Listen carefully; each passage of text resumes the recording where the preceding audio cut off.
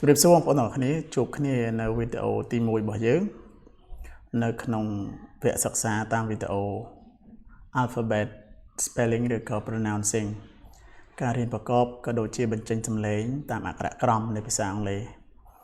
គឺអញ្ចឹងនៅក្នុងវីដេអូនេះផងដែរយើងនឹងចាប់ផ្ដើមសិក្សា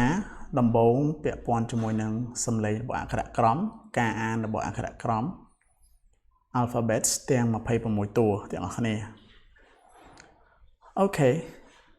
ចឹងយើងចាប់ផ្ដើមពីទី1គឺយើងអានថា A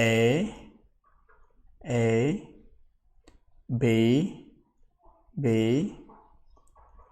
C C D D E E F F G G H H I J J K K L L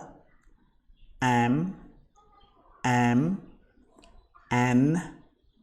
N O O P P